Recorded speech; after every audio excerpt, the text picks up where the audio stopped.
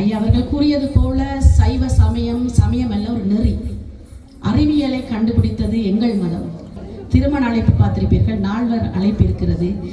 சிவனியம் என்கிற என்னுடைய சிறார்களுக்கான சைவ நெறி நூல் இப்பொழுது அரங்குக்கு எடுத்துப்படப்பட இருக்கிறது.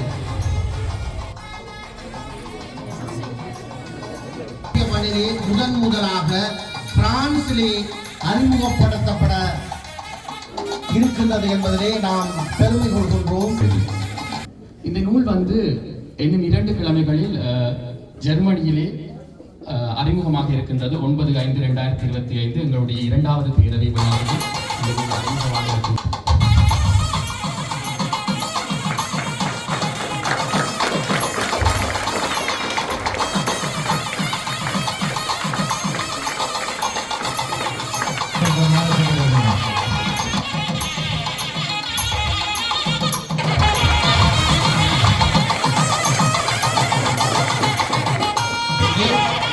இந்த பாடத்திட்டத்தை ஒரு அறநெறி பாடமாக ஏற்று நடாத்துவதற்குரிய வேலை திட்டங்களை நாங்கள் எதிர்காலத்தில் செய்ய இருக்கிறோம். ஆகவே பாலகிருஷ்ணன் குருக்கள் சாட்சிகள் நீங்கள் பேச முனைந்திருக்கிறீர்கள் போல இருக்குது. நான் உங்களை தடை செய்து இரண்டு வரிகள் தயவு செய்து.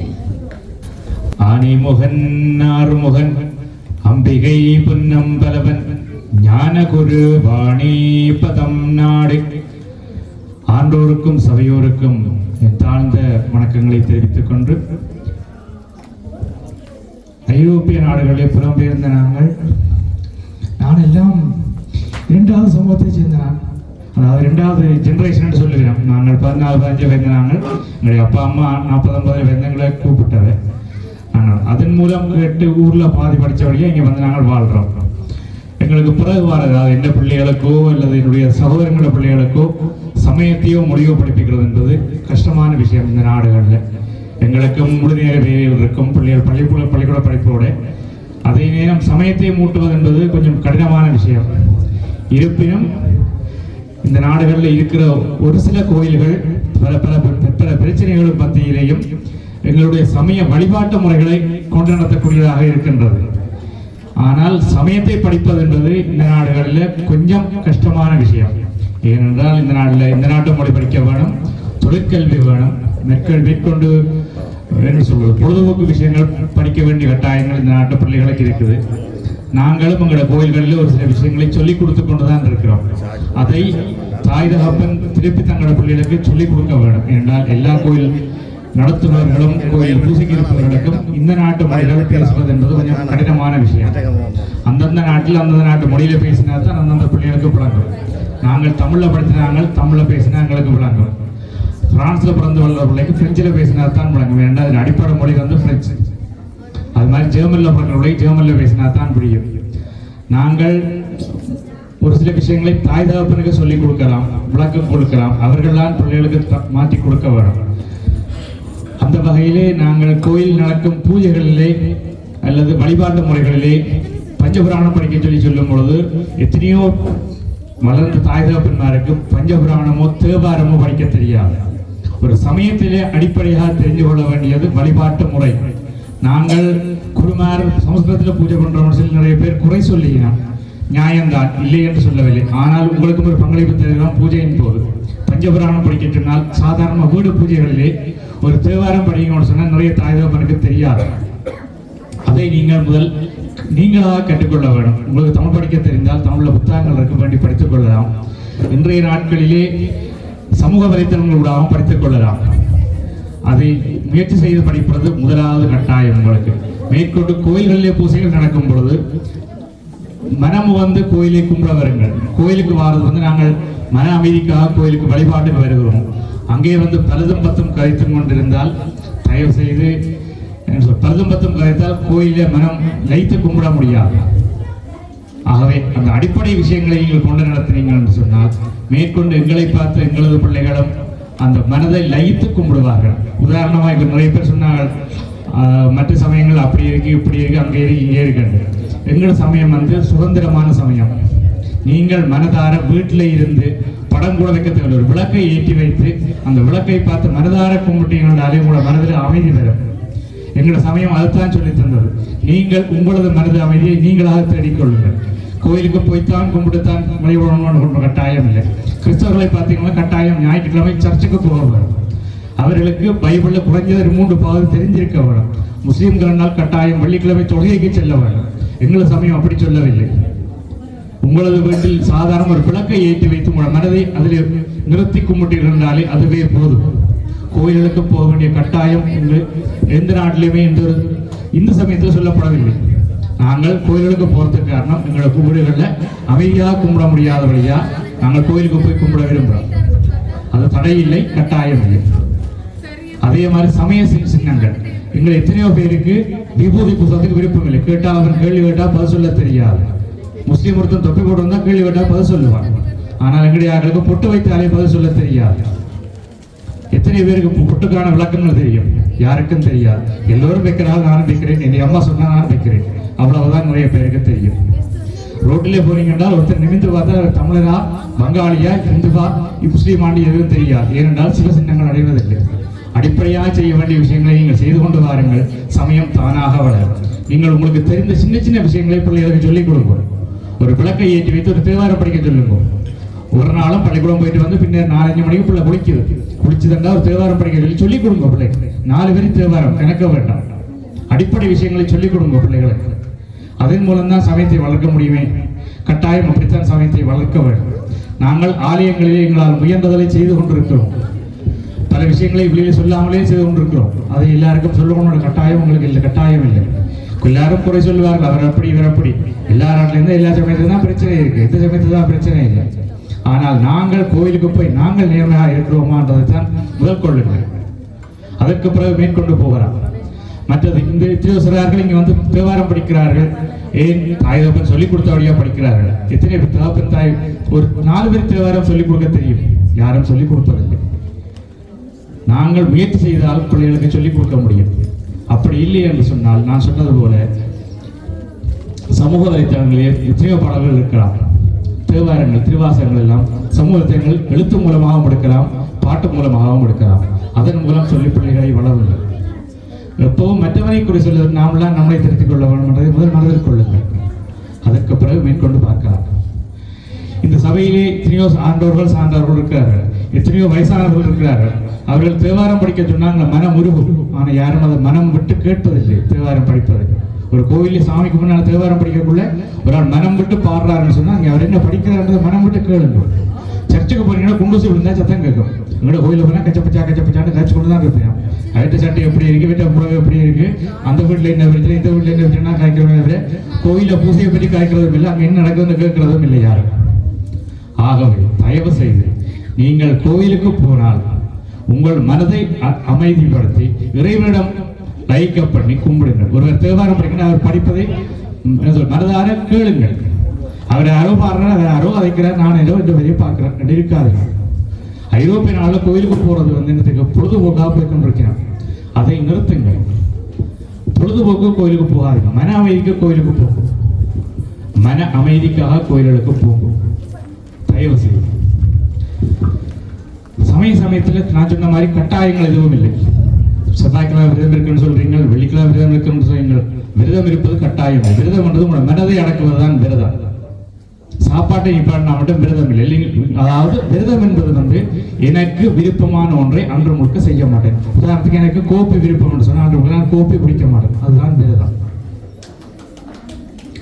இத்தனை பேர் மௌன விரதம் இருப்பினோம். நாள் முழுக்க 3 தடவை 4 தடவை சாப்பிடுறோம். மௌன விரதம் அன்று முழுக்க பேச மாட்டேன். அதுதான் விரதம். மனதை கட்டுப்படுத்தி இருப்பதுதான் விரதம். பசிப்பட்டினி இருப்பது மட்டும் விரதம் இல்லை. ஆகவே தயவு செய்து நீங்கள் உங்களது மனதை கட்டுப்படுத்தி உங்களது வீடுகளில் குழந்தைகளுக்கு சரி அல்லது தேவாரம் தெரியாதவர்கள் சரி குறைந்தது 4 வரி தேவாரங்களை சொல்லிக் கொடுங்கள். அதன் மூலம் உங்கள் சமையலை மெதுமெதுவாக வளர்க்கலாம். எங்கள் சமயம் வளர்க்க வேண்டியதில்லை. எத்தனையோ பேருக்கு எங்கள் சமயங்களை பற்றி தெரியும். எங்களுக்கு தெரியாத கூட எத்தனையோ வெள்ளக்காரருக்கு தெரியும் உங்கள் சமயத்தை பற்றி. ரெண்டு போய் கேட்டீங்கன்னா சிவனை தெரியும், சிவனுக்கே 1000 கை இருக்குன்னு கேட்கிறோம். ஆனால் அதுக்கு அந்த பதில் தெரியும். உங்களுக்கு தெரியுமான்னு டெஸ்ட் பண்ணத்தான் இந்த கேள்வி கேட்கிறேன். அதுகளை நீங்கள் அடிப்படையாக தெரிஞ்சு கொள்ளுங்கள். நீங்கள் உங்களது மனதிலே எந்த தெய்வத்தை நான் சொல்லுங்க, சமயத்தில் 1000 தெய்வம் இருக்கலாம். உங்களுக்கு எந்த தெய்வத்தை விருப்பமோ அந்த தெய்வத்தை நீங்க மனதில் வைத்துக் கொண்டு உங்களது மன அமைதியை தேடுங்கள். கோயிலுக்கு போய் தான் கும்பிட சொன்னு நான் சொல்லவும் இல்லை. அப்படி கட்டாயம் இந்த சமயத்தில் இல்லை. எங்கள் ஊர்ல எல்லாம் ரோட்டு கரையில் பிள்ளையார் இருக்கும். போய்கள் விழுந்து தேங்காய் உடைச்சிட்டு போவோம். காரியம் நெட்டியாக நடக்கணும். ஆனால் அந்த பிள்ளையார் தான் நாங்கள் நினைச்சு கொண்டு போகிறோம். அது காரியம் நடக்கணும்னு பிள்ளையார் தான். அது பெரிய கோயில் கட்டி வைக்கவும் இல்லை. ரோட்டு கரையில் பிள்ளையார் தான். சரியோ? ஆகவே தயவு செய்து நீங்கள் உங்களது வீடுகளிலே குறைந்தது ஒரு விளக்கை ஏற்றி வைத்து பொழுதுபடும் நேரம் பிள்ளை பள்ளிக்கூடத்தால் வந்து குளித்தா ஒரு தேவாரத்தை சொல்லி அந்த 4 பேர் தேவாரத்தை மனதார பிள்ளையை படிக்க சொல்லுங்கோ. எங்களது சமயம் தாராளமாக வளரும். மெதுமெதுவாக வளர்த்தாலும் ஐரோப்பிய நாடுகளில் எங்களோட வேலை பொழுதுக்கு மத்தியில் அடிப்படையாக செய்ய வேண்டியது இந்த ஒரு விஷயத்தை. இதன் மூலம் எங்கள் சமயத்தை தாராளமாக வளர்த்திருக்கலாம். நன்றி, வணக்கம். அற்புதமான உரை ஒன்றை தவறவிட பார்த்து விட்டோம். நல்ல வேளை எட்டி பிடித்து விட்டோம். ஐயா அவர்கள் கூறியது போல சைவ சமயம் அல்ல, ஒரு நெறி. அறிவியலை கண்டுபிடித்தது எங்கள் மதம். அறிஞர்களும் அறிவாளர்களும் விஞ்ஞானிகளும் கண்டுபிடிக்க முதலே கோள்களை கண்டுபிடித்தவர்கள் நாங்கள். அப்படியான அறிவியலை எங்களுடைய குழந்தைகளுக்கு கடத்துவோமானால் எங்களுடைய மதம் கட்டாயம் பிடித்து வைக்க வேண்டும் என்று தேவையில்லை, தாங்களாகவே பிடித்துக் கொள்வார்கள். எவ்வளவோ ஆயிரம் அறிவியல்கள் எங்களுடைய வீட்டில் ஆரம்ப நிலையிலிருந்தே தொடங்குகிறது. மஞ்சள் தெளிப்பதிலிருந்து, சந்தனம் போட்டு சாணம் போட்டு மெழுகுவதிலிருந்து, நெற்றியில் விபூதி இடுவதிலிருந்து அத்தனை விடயங்கள்லையும் எங்களுக்கு அறிவியல் இருக்கிறது. ஆனால் அதை கடத்த தெரியாமல் நாங்களே தள்ளாடி கொண்டிருக்கும் பொழுதுதான் மற்ற குழந்தைகள் கேட்கும் கேள்விகளுக்கு இப்படித்தான் நாங்கள் செய்தோம், நீயும் பின்பற்று என்று சொல்லும் பொழுதுதான் அந்த குழந்தைகள் தடம் மாற பார்க்கிறார்கள். அந்த தடம் மாறக்கூடாது என்றால் ஐயா போன்றவர்கள் சான்றோர்கள் தயவு செய்து சைவ நெறிக்குள் இருக்கிற தத்துவங்களையும் அறிவியல்களையும் நூல்களாக கடத்துவதோடு தயவு செய்து உரைகளாக பதிவிட்டு குழந்தைகளுக்கு வழங்குங்கள். எங்களுடைய மதம் வளர்க்க தேவையில்லை, பின்பற்ற வேண்டும். வளர்ந்து விட்டது, அது என்றோ வளர்ந்து விட்டது, அதை வளர்க்க தேவையில்லை. ஆனால் பின்பற்றுவதற்கு நாங்கள் வழி செய்ய வேண்டும். ஏனென்றால் எங்களுடைய குழந்தைகள் ஒரு தெய்வ வழிபாட்டை நோக்கி சென்று கொண்டிருக்கிறார்கள். உங்கள் எல்லாருக்கும் தெரியும், இன்று பிரான்ஸ் நாட்டில் எனக்கு தெரிந்து பல குழந்தைகள் அந்த வழிக்கு சென்று கொண்டிருக்கிறார்கள். சைவ குழந்தைகள் வீட்டில் தாயார் கௌரி விரதம் இருப்பார், ஆனால் அந்த குழந்தை இன்னொரு வழிபாட்டை நோக்கி சென்று கொண்டிருக்கிறது. அப்ப தாயார் தன் குழந்தைக்கு கொடுக்க தவறிவிட்டுத்தான் அந்த விரதத்தை இருக்கிறார். அப்ப ஐயா சொன்னது போல விரதம் என்பது நான் விரும்பும் விடயத்தை அந்த நேரத்தில் கொஞ்ச நேரம் ஒதுக்கி வைத்து விட்டு இருப்பது என்பது மனக்கட்டுப்பாட்டுக்காகவே ஒழிய இறைவனுக்காக நான் கொடுத்து இறைவன் எனக்கு தர வேண்டியதில்லையா. படைத்தவனுக்கு தெரியும் எங்களுக்கு என்ன தர வேண்டும் என்று. ஆனால் என்னுடைய மனக்கட்டுப்பாட்டை கட்டுப்படுத்த முடியுமா என்ற ஒரு விடயத்தை கொண்டு வருவதுதான் அந்த விரதம். அதோடு உடல் சுத்தம், இது இரண்டும் தான் அந்த விரதத்துக்குள் இருப்பது. அழகாக சொன்னீங்க. நீங்களே ஒரு இளைஞர், நீங்களே இந்த நாட்டில் சின்ன வயதில் வந்தவா இருக்கணும், இல்லை இங்கே பிறந்தவா இருக்கணும். அற்புதமாக சொன்னீங்க. உங்களை போன்றவர்கள் அந்த குழந்தைகளுக்கு கட்டாயம் வாரத்தில் ஒரு முறையாவது தயவு செய்து சின்ன சின்ன விளக்கங்களை கொடுத்து வகுப்படுத்தீங்களே என்று சொன்னால் இந்த சைவ நெறி இன்னும் பறந்து பறந்து எங்களுடைய குழந்தைகளின் கைகளுக்கு போகும். அறிவியல் என்பது அவருடைய கைகளில் எட்டி நிற்கும் என்று தாழ்மையோடு கேட்டுக்கொள்கிறேன். நன்றி. செவிக்கு விருந்து அழுத்தாயிற்று, நடனம் பார்த்தாயிற்று, பாடல்கள் கேட்டு மகிழ்ந்தாயிற்று. எங்கோ ஒரு சத்தம் கேட்குது இல்லையோ, வயிற்றுக்குள் இருந்து பசி சத்தம். மதியம் 1 மணியை தாண்டி விட்டது. ஆகவே மதிய உணவை முடித்துக்கொண்டு தயவு செய்து இருப்பவர்கள் அதிகமாக வேண்டுமே ஒழிய குறையக்கூடாது. என்றால் இடைவெளிக்கு பிறகும் இன்னும் அழகழகான விடயங்கள் இருக்குது.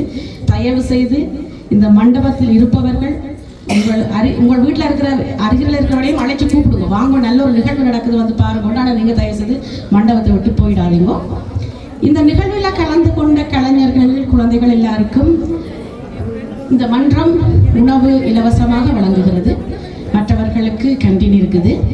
மதிய உணவுக்கு பிறகு மீண்டும் உங்களை சந்திப்போம். போனபெச்சி. மதிய இடைவேளைக்கு பிறகு என்ன நிகழ்வு இருக்குன்னு நீங்க நினைக்கலாம். நூல் வெளியீடு இருக்கிறது, நால்வர் அழைப்பு இருக்கிறது, திருமண அழைப்பு பார்த்திருப்பீர்கள், நால்வர் அழைப்பு இருக்கிறது. இன்னும் சைவ நிகழ்வுகள் நிறைய இருக்கிறது. அன்போடு நீங்கள் எல்லாரும் கலந்து கொள்ளணும் என்று சிவன் சார்பாக நான் கேட்டுக்கொள்கிறேன். நன்றி.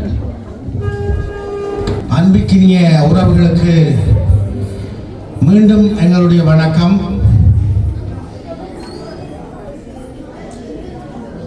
பிரான்ஸ் சைவ தமிழ் பெருமன்றம் நடாத்துகின்ற சைவ தமிழ் பெருவிழாவினுடைய இரண்டாவது பாகத்துக்குள் நாங்கள் உள்நுழைய போகின்றோம். மிகவும் முக்கியமான ஒரு நேரமாக இந்த நேரம் இருக்கிறது. எங்களுடைய சிவனியம் என்கின்ற நூல் அறிமுக விழா இப்பொழுது நடைபெற இருக்கிறது. அதற்கு முன்பாக 4 எழுந்தருள இருக்கின்றார்கள். தொடர்ந்து அந்த நூல் எடுத்து வரப்பட இருக்கிறது அரங்கிற்கு. ஆகவே எல்லோரும் அமைதியாக இருக்கைகளில் எழுந்து நிற்குமாறு கேட்டுக்கொள்கின்றோம். அங்கொன்றும் இங்கொன்றுமாக இருப்பவர்கள் இருப்பிடத்திற்கு வருகை தருமாறு கேட்டுக்கொள்கின்றோம். அதோடு எல்லோரும் எழுந்து நின்று அந்த நூலிற்குரிய மதிப்பளிப்பை செய்யுமாறு கேட்டுக்கொள்கின்றோம். சிவனியம் என்கின்ற என்னுடைய சிறார்களுக்கான சைவ நெறி நூல் இப்பொழுது அரங்குக்கு எடுத்து வரப்பட இருக்கிறது.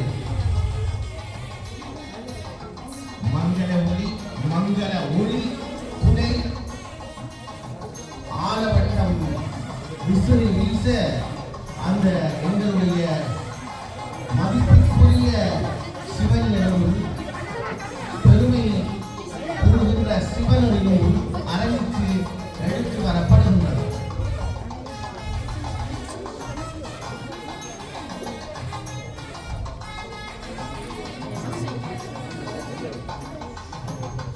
சாமரை வீச மங்கள இசையோடு மங்கள ஒளியோடு மங்கள மங்கையர்கள்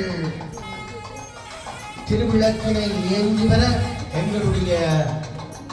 உங்களுடைய ஈசனுடைய பெருமைகளை கூறுகின்ற எங்களுடைய நெறியை கூறுகின்ற தமிழ் மொழியினுடைய அருமை பெருமைகளை கூறுகின்ற அந்த சிவனிய நூல் அரங்குக்கு 4 சமயம் எடுத்து வரப்படுகின்றது.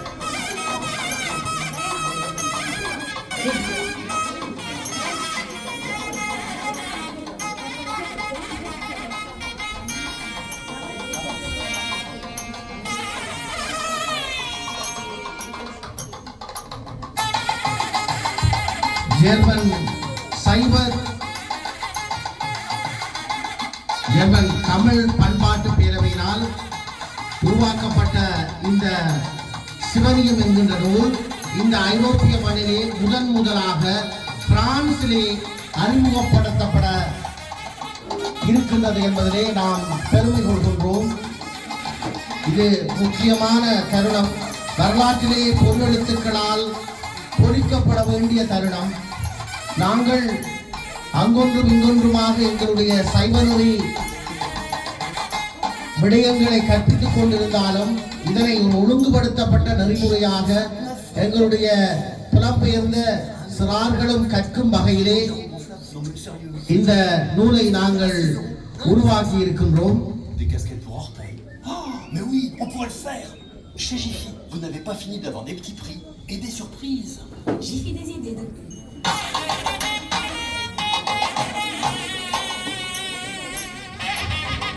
பண்பாட்டு பேரவையின் உறுப்பினர்கள், எனது பேர் டினோஜன் கலாரஞ்சன், நான் பொறுப்பாளராக இருக்கின்றேன்.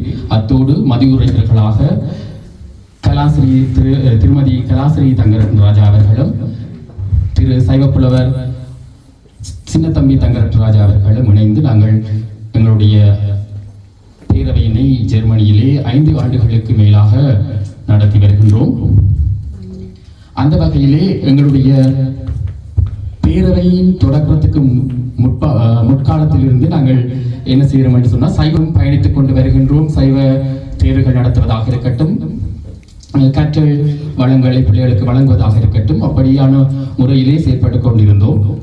2019 திருமதி பிரியா ராசியா அவர்களின் அறிமுகம் கிடைத்த போது நாங்கள் அவருடைய பிள்ளைகளுக்கு சிவனரி என்ற தலைப்பிலே பிள்ளைகளுக்கு கற்பித்தோம். அதன் வழிதான் எங்களுடைய அமைப்பினூடாக நாங்கள் தொடர்ந்தும் அறிவு நெறி கற்கை என்று சைவத்தின் அடிப்படை விடயங்களை பிள்ளைகளுக்கு சொல்லிக் கொடுத்தோம். தொடர்ந்து இந்தியாவிலே தமிழ்நாட்டில் இயங்கி வரக்கூடிய திருமூலர் ஆய்விருக்கை அதனூடாக திருமந்திர கற்கனறியையும் கற்பித்து பிள்ளைகளுக்கு சென்ற ஆண்டு சான்றிதழ்களை வழங்கி மதிப்பளித்திருந்தோம். தொடர்ந்து சென்ற ஆண்டு அக்டோபர் மாத அளவில் திருவாசகம் கற்போம் என்ற ஒரு நூலினை தயாரித்து பிள்ளைகளுக்கு நாங்கள் திருவாசகம் கற்பித்துக் கொண்டு வருகின்றோம். இங்கு பிரான்ஸ், லண்டன், ஜெர்மன் ஆகிய நாடுகளிலிருந்து எங்களுடன் பிள்ளைகள் பயணித்துக் கொண்டு வருகின்றார்கள். அப்போதுதான் நாங்கள் ஒரு நூலை தயாரிக்க வேண்டும்.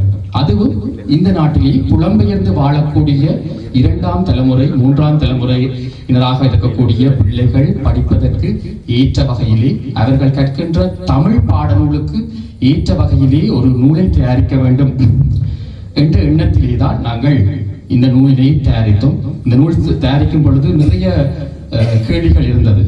முதல் கேள்வி இந்த நூலுக்கு இட்ட பெயர். கூடுதலாக சமய நூல்கள் என்று சொல்லி சொன்னால் சைவநெறி அல்லது சைவ சமயம் என்ற பெயரிலே தான் பாடநூல்கள் தயாராகி வரும். ஆனால் எங்களுக்கு நாங்கள் செய்கின்ற ஒவ்வொரு செயற்பாடுகளும் ஏதோ ஒரு தனிப்பட்ட ஒரு செயல்திறனை காட்டும். அந்த வகையிலே தான் எங்களுடைய இந்த சைவ சமய நூலுக்கு நாங்கள் இட்ட பெயர் சிவனியம். அது என்ன சிவனியம்? சிவனியம் என்பது சிவன் கூட்டல் இயம், அதாவது சிவனினுடைய இயல்புகளை, அவருடைய தன்மைகளை, அவனை அறிபவர்களுடைய தன்மைகளை, அவனை ஏற்று அவன் அருள் பெறுபவர்களுடைய தன்மையை காட்டும் நூலாகத்தான் இந்த நூல் அமைய பெற்றிருக்கின்றது. நீங்கள் அனைவரும் அமர்ந்து இந்த கேட்கலாம் என்று நான் நினைக்கின்றேன். நன்றி இந்த நூலுக்கு நீங்கள் கொடுத்த இந்த மரியாதைக்கு. மற்றும் இந்த நூலை நாங்கள் ஏன் இந்த பெயரிலே தயாரித்து பிரான்சிலே வெளியிடுகின்றோம் என்ற கேள்வி. இந்த நூல் இன்னும் 2 கிழமைகளில் ஜெர்மனியிலே அறிமுகமாக இருக்கின்றது. 9/5/2025 எங்களுடைய 2வது பேரவை விழாவிலே இந்த நூல் அறிமுகமாக இருக்கின்றது. அத்தோடு சைவ பெருமன்றத்தின் தலைவர் கேட்டுக்கொண்டதற்கு இணங்க நாங்கள் இங்கே ஜெர்மனியிலே, இந்த பிரான்ஸ் நாட்டிலே இந்த நூலை முதலாக அறிமுகம் செய்கின்றோம். சைவத்தமிழ் பெருவிழாவிலே இந்த நூல் அறிமுகமாகின்றது. இந்த நூலானது உலக நாடுகளில் வாழக்கூடிய எங்களுடைய புலம்பெயர்ந்து வாழக்கூடிய எங்களுடைய பிள்ளைகள் கற்றுக்கொள்ளக்கூடியதாகவும், எவ்வாறு இங்கே அனைத்துலக தமிழ் பொது தேர்வு நடைபெறுகின்றதோ அதுபோல அனைத்துலக சிவனிய தேர்வு என்ற பெயரில் உலக நாடுகள் அனைத்திலே நடத்துவதற்கான திட்டமிடல் நடைபெற்றுக் கொண்டிருக்கின்றது. இப்போது இங்கே பிரான்சிலே, இன்னும் 2 கிழமைகளில் ஜெர்மனியில், கோடை விடுமுறைக்கு பின்னால் லண்டனிலும் வெளியிடுவதற்கான ஆயத்தங்கள் செய்யப்பட்டுக் கொண்டிருக்கின்றது. இந்த நூலை நாங்கள் தயாரிக்கின்ற போது எங்களுடைய பிள்ளைகளினுடைய வளர்ச்சி நிலை அதை நாங்கள் கணக்கிட வேண்டும். இங்கே படிக்கின்ற பிள்ளைகளுக்கு நிறைய வேலை திட்டங்கள், பள்ளிக்கூட படிப்பு, தமிழ் மொழி, நடனம், இசை என்று சொல்லி பல விடயங்களை கற்றுக்கொண்டிருக்கின்ற இந்த பிள்ளைகள் தங்கள் வாழ்க்கைக்கு என்ன தேவை என்பதை கற்கவில்லை. அந்த வாழ்க்கைக்கான தேவை இந்த இறை நூல் தான். அதைத்தான் எங்களுடைய இலக்கியங்களும் சரி, சைவ இலக்கியங்களும் சரி சொல்லுகின்றது. அதைத்தான் நாங்கள் முதல் நூலாக வண்ணம் தீட்டுவோம். பிள்ளைகள் எங்களுக்கு கடவுள் ஒருவன் தான், அதை நாங்கள் ஞாபகம் வைத்திருக்க வேண்டும். எங்களுக்காக இறைவன் பல உருவங்கள் கொண்டிருக்கின்றார். அந்த உருவங்களை பிள்ளைகள் நிறம் தீட்டுவதின் ஊடாக அறிந்து கொள்ள வேண்டும். வளர்ந்திருக்கிற பிள்ளைகிட்ட கேட்டால் கூட அந்த பிள்ளைகளுக்கு இறைவனுடைய பெயர்கள் தெரியவில்லை. அதனை அறிமுகப்படுத்துவதற்காக வண்ணம் தீட்டுவோம் என்ற நூலினை நாங்கள் இந்த நூலாக தயாரித்திருக்கின்றோம்.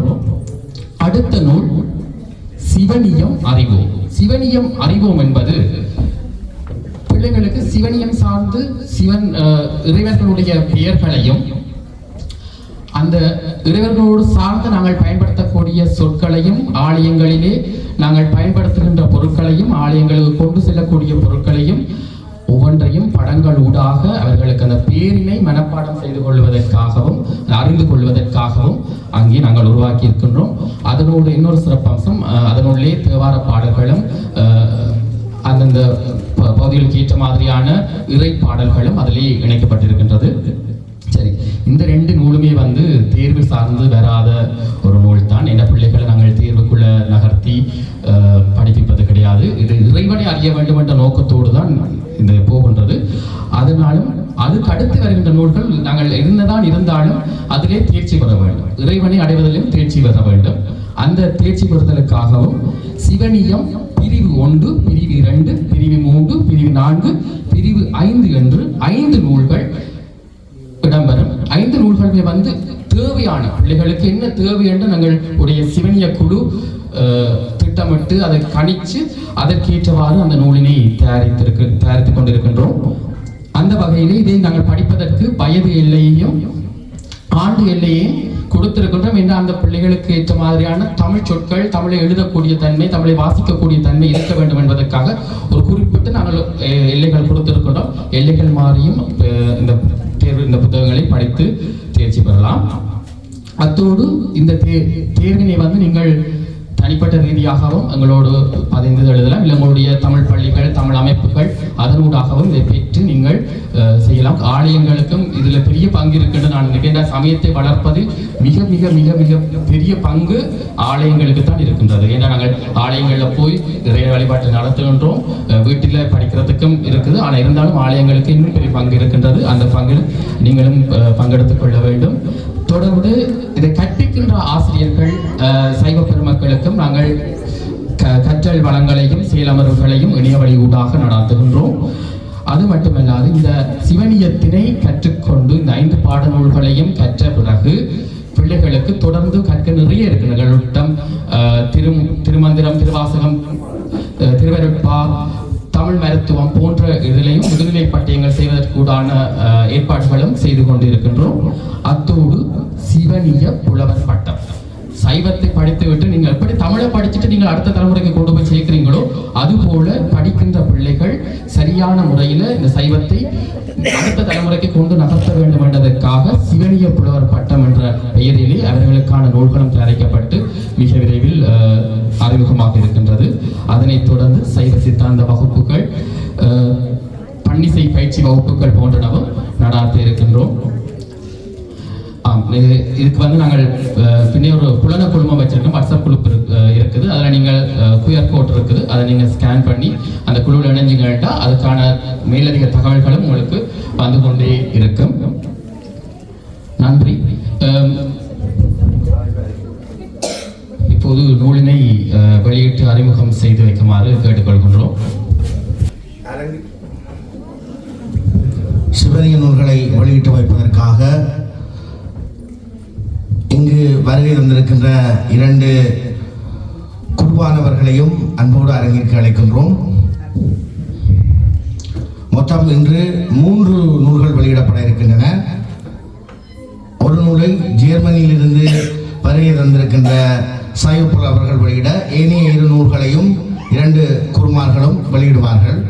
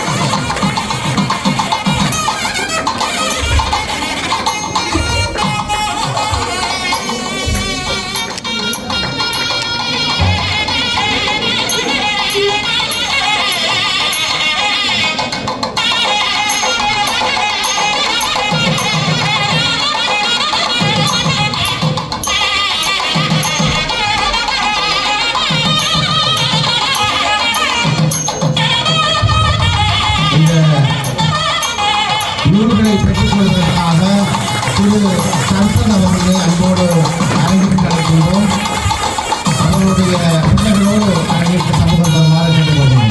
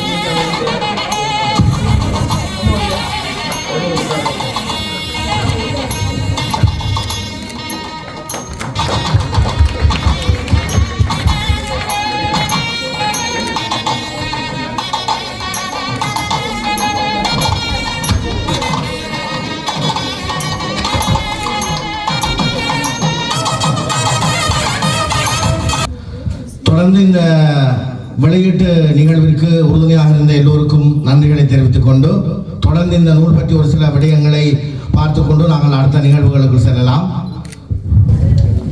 இந்த நூல்கள் உருவான விதம் பற்றி ஏற்கனவே இந்த நூலினை உருவாக்கிய ஜெர்மன் தமிழ் பண்பாட்டு பேரவையினுடைய பொறுப்பாளர் அவர்கள் தெளிவாக உங்களுக்கு விளக்கி இருக்கின்றார்.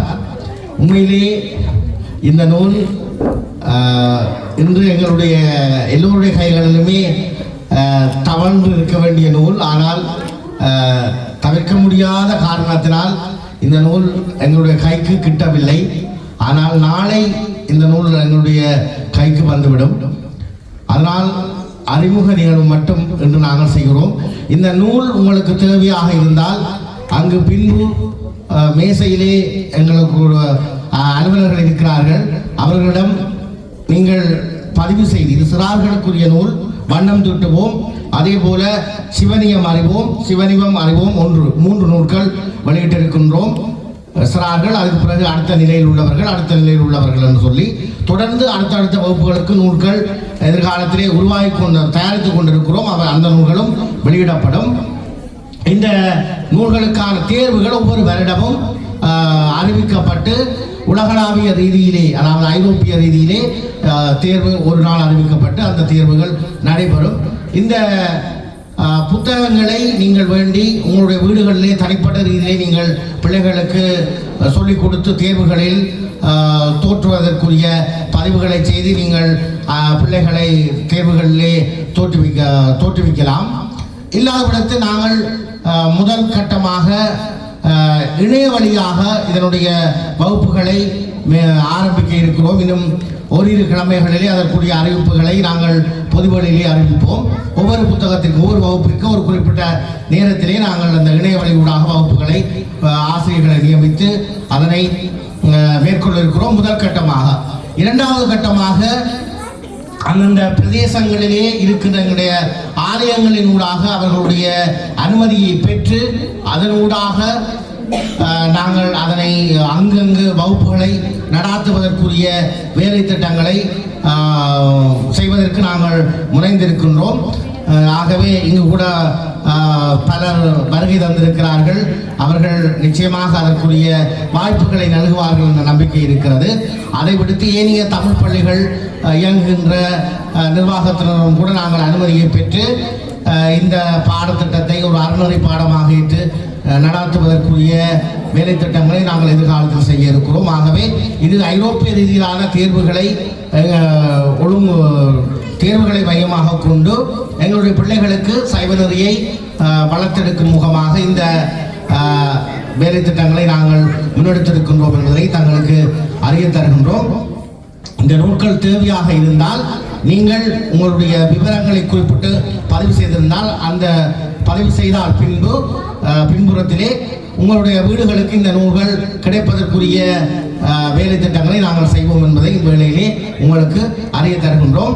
எதிர்காலத்திலே இந்த நூல்களை வேண்டுவதாக இருந்தால் தமிழ் பண்பாட்டு பேரவை ஜெர்மனூடாகவோ அல்லது எங்களுடைய தமிழ் பெருமன்றத்தினூடாகவோ நீங்கள் தொடர்பு கொண்டு இந்த நூல்களை பெற்றுக்கொள்ள முடியும். தொடர்ந்து நாங்கள் அடுத்த நிகழ்வுக்கு செல்ல போகின்றோம். பிரியாளர் அவர்களை மீண்டும் அன்போடு அழைக்கின்றோம்.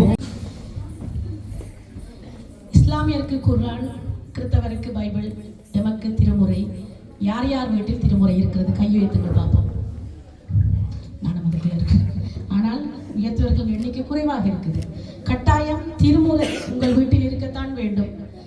வெள்ளிக்கிழமையாவது குழந்தைகளோடு திருமுறையில் அந்த 5 புராணங்களையும் கற்றுக் கொடுங்கள். அது மட்டுமல்லாமல் நான் சொல்லுவேன், திருக்குறள் எப்படி தமிழருக்கு முக்கியமோ திருமூலரின் திருமந்திரமும் நமக்கு முக்கியம். அதையும் வாங்கி உங்கள் வீட்டில் வைத்திருக்க வேண்டும், கற்கவும் வேண்டும். அதே போல இன்று பார்த்திபன் அறிமுகப்படுத்திய நூலையும் வாங்கி கற்றுக்கொள்ளுங்கள், குழந்தைகளுக்கு கற்றுக் கொடுங்கள். நன்றி.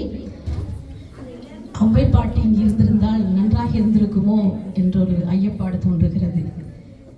ஔவையார் தோன்றி எத்தனை நூற்றாண்டுகளுக்கு பிறகும் எங்களுடைய தமிழ் இன்று புலம்பெயர் நாட்டிலும் வாழ்ந்து கொண்டிருக்கிறது. அதை வாழ வைத்துக் கொண்டிருக்கும் இந்த குழந்தைகள் போன்ற சிறார்களுக்கும் அதை தங்களுடைய தலைமுறைக்கு கடத்தி கொண்டிருக்கும் பெற்றோர்களுக்கும் உங்களுடைய கைதட்டல் மூலம் பாராட்டுகிறேன்.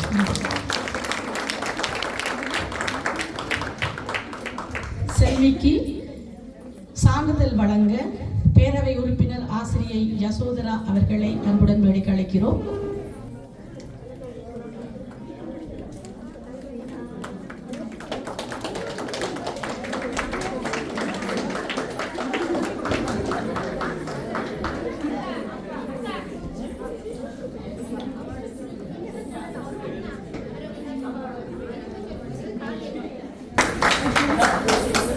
உலக சைவ பெருமன்றம் சென்ற மாதம்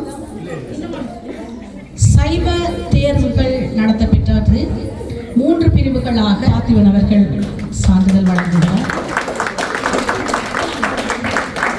கோபிநாத் கோமதன் அவர்களுக்கு வாழ்த்துகள். கெட்டிக்காரி. அவர் ஒரு புரட்சியாளர். அவரிடம் நாங்கள் விவாதம் செய்வதை விட அவர் நிலையில் அவரை விட்டு விடுவது நல்லதுகிறார். மூவருக்கும் வாழ்த்துகள்.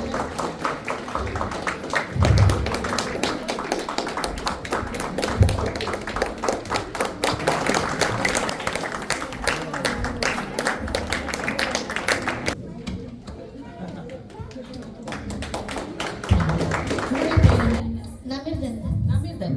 இந்த சைவநறிய நீங்க கட்டாயம் உங்க அம்மா படிக்கணும் படிப்பிச்சவா அல்லது நீங்க விரும்பி படிச்சிட்டீங்களா? நான் விரும்பி தான் படிச்சேன்.